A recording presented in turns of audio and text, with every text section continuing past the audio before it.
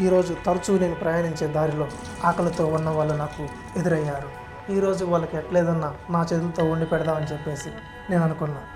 మార్కెట్కి వెళ్ళి కొన్ని కూరగాయలు, కొన్ని ఎగ్స్ తీసుకొచ్చి బ్రెడ్ ఆమ్లెట్ వేసి వాళ్ళకు వండి పెడదామని అనుకున్నా. బ్రెడ్ ఆమ్లెట్ వేసి వాళ్ళకి ఈరోజు పంచడం అయితే జరిగింది.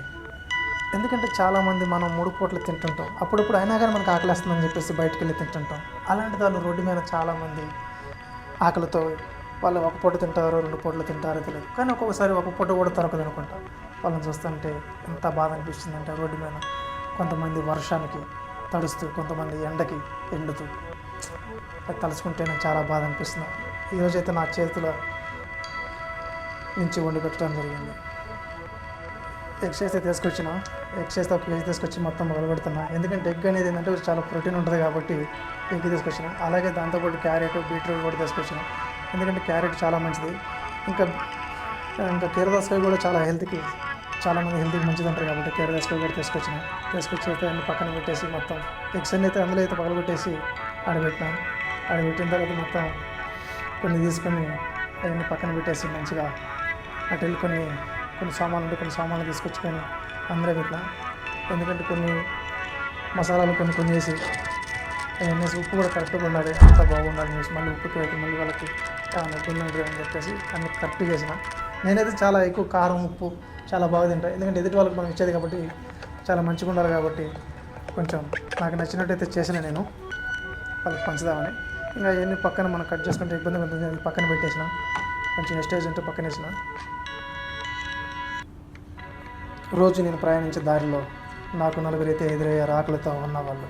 ఆ నలుగురికి సాయం చేద్దామని చెప్పేసి ఈరోజు నేను బ్రెడ్ ఆమ్లెట్ వేద్దామని చెప్పేసి కొన్ని ఎగ్స్, కొన్ని టమాటాలు, క్యారెట్, బీట్రూట్ తీసుకురావడం జరిగింది.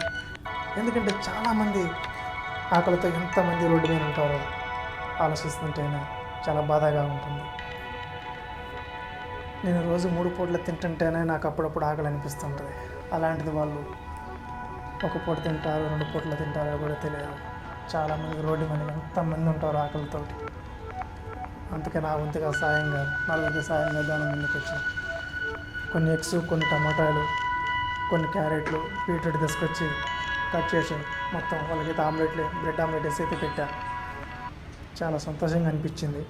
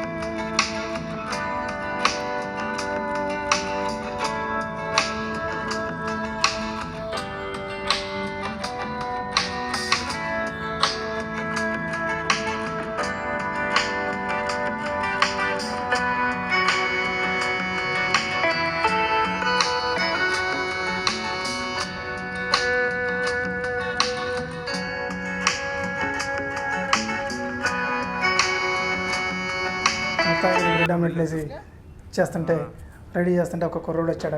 అక్కడ వర్క్ చేస్తాడంట, బీహార్ అబ్బాయి అంట.